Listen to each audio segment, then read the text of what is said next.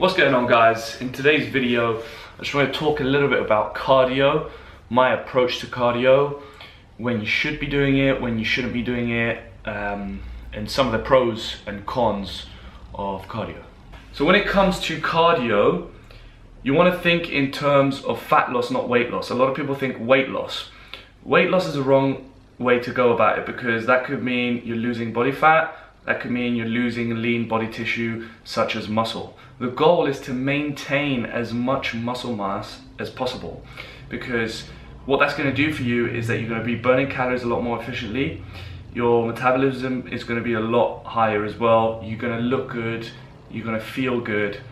So cardio, again, is just there to supplement your resistance training and to boost the fat burning process. So do you really need cardio for fat loss?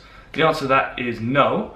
Again, it's there to supplement your resistance training. It's there to boost the fat burning process. That's all it is. It's a very useful tool if you just want to speed things up a lot more.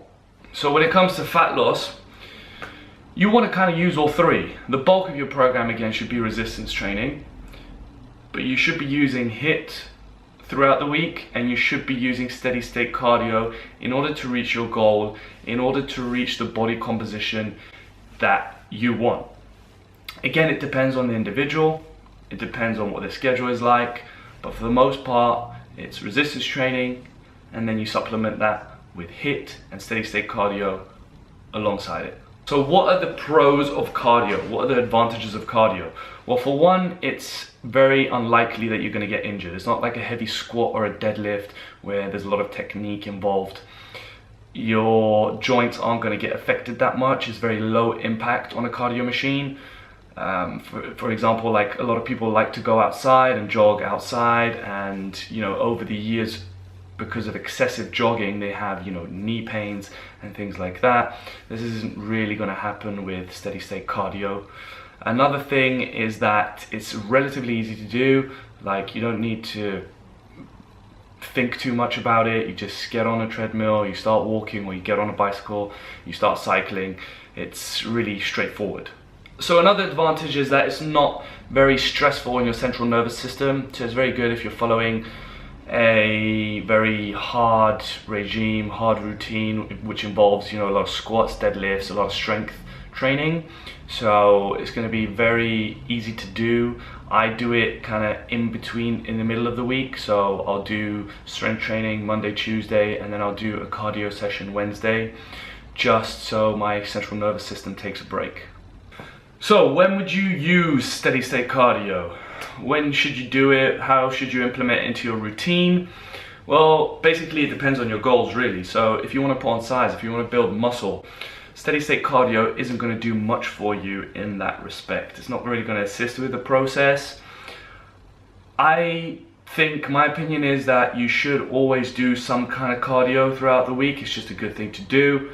But when it comes to building muscle, it's not really going to do much for you. So you've got to think about your goals, what are your objectives, and so on.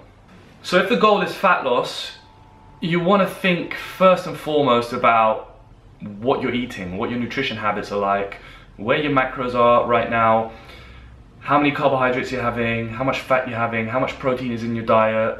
Are your carbs 80%? If they are, you want to bring them down. You want to up the protein. You want to have protein with each meal. You want to have a good source of healthy fats throughout the day. You want to eat in a deficit, so that's just below your maintenance. So that's the first thing. That should be the priority. That should be the first thing on your list. You don't want to think about, oh, what's my routine? Like, what should my routine be like? What kind of exercise should I be doing? Should I be doing 3 sets of this, 3 sets of that? Take a look at your nutrition.